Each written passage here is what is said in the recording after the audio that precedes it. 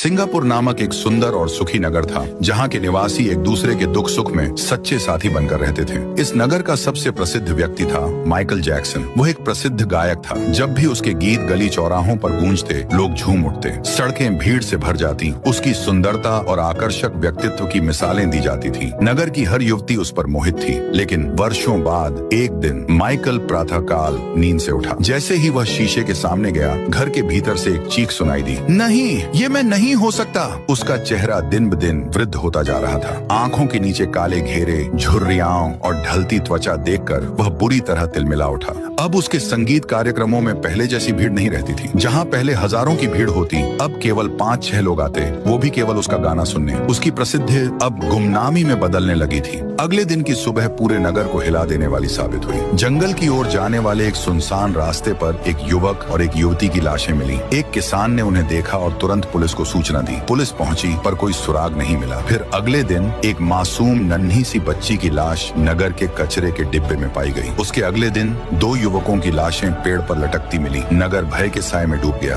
कोई चश्मदीद नहीं, कोई साक्ष्य नहीं, कोई सुराग नहीं। फिर एक दिन फॉरेंसिक विभाग को उस नन्ही बच्ची की लाश जांच के लिए सौंपी गई। जांच के दौरान मैग्नीफाइंग ग्लास से देखने पर बच्ची के पैर पर एक अस्पष्ट फिंगरप्रिंट दिखा। फॉरेंसिक अधिकारी ने तुरंत पुलिस को सूचना दी। उन्होंने आधुनिक डिवाइस और आई ग्लासेस की सहायता से उस निशान को स्कैन किया और कंप्यूटर में मिलान के लिए डाला। परिणाम देखकर सब दंग रह गए। वह उंगलियों का निशान किसी और का नहीं, बल्कि उसी प्रसिद्ध गायक माइकल जैक्सन का था। पुलिस और उसे गिरफ्तार कर जेल ले गई। पूछताछ के दौरान पुलिस अधिकारी ने उससे कहा, तुमने ये जघन्य हत्याएं क्यों की? तुम तो एक मशहूर गायक थे, लाखों के चहेते थे। माइकल कुछ पल चुप रहा, फिर आंसू उसकी आंखों से बह निकले। उसने जो कहा वह सुनकर पुलिस अधिकारी स्तब्ध रह गया। लेकिन उसने क्या कहा और माइकल ने निर्दोष लोगों को क्यों मारा, ये जानने के लिए भाग 2 का इंतजार करें।